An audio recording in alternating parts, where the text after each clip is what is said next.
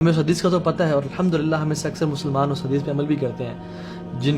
جس میں 12 رکعتوں کے بارے میں آتا ہے، جن کو ہم سنن روابط کہتے ہیں، 12 رکعات۔ اللہ کے نبی نے فرمایا کہ جو ان 12 رکعتوں کو دن میں پڑھ لے، اللہ تعالیٰ اس کے لیے محل تیار کر دیتے ہیں۔ اور وہ 12 رکعتیں کون سی ہیں؟ فجر سے پہلے 2، ظہر سے پہلے 4، ظہر کے بعد 2، مغرب کے بعد 2 اور عشاء کے بعد 2۔ لیکن اس حدیث میں، اس سنت میں ہم ایک ذکر کریں گے ایک ایسے حدیث کا جس میں اللہ کے نبی نے فرمایا صلی اللہ علیہ وسلم کہ جو انسان ظہر سے پہلے 4 سنتیں اور ظہر کے بعد 4 سنتیں پڑھ لے، اللہ تعالیٰ اس شخص کو جہنم کی آگ سے آزاد کر دیتے ہیں۔ اس انسان کو جہنم کی آگ اس پہ حرام ہو جاتی ہے۔ اللہ اکبر، کتنی ہی بڑی خوشخبری ہے۔ تو جب ہم آلریڈی ظہر سے پہلے 4 اور ظہر کے بعد 2 پڑھ رہے ہیں سنن روابط کے اجر میں، تو 2 مزید بھی ایڈ کر لیے جائے تو اس اجر سے بھی ہم پیچھے نہ رہیں۔ رسول اللہ صلی اللہ علیہ وسلم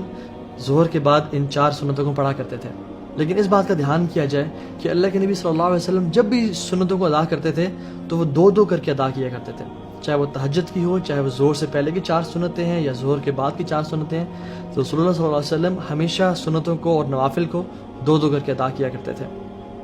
تو ظہر سے پہلے کی جو 4 سنتیں ہیں ان کو بھی 2 کر کے پڑھنا چاہیے، اور ظہر کے بعد بھی جو 2 سنتیں ہیں ان کو بھی 2 اور 2 کر کے ادا کرنا چاہیے۔ تو اس سنت کو بھی ہمیں اپنی لائف میں امپلیمنٹ کرنا چاہیے تاکہ ہم نماز کی حالت میں مزید اللہ تعالیٰ سے راز و نیاز شیئر کر سکیں، مزید دعائیں کر سکیں، اور اللہ تعالیٰ ہم لوگوں کو بھی، although ہمارے بہت گناہ ہیں، اللہ تعالیٰ اسی عمل کی بیسس پہ ہمیں جہنم کی آگ سے ہمیشہ کے لیے آزاد کر دے اور جہنم کی آگ کو ہم پہ حرام کر دے۔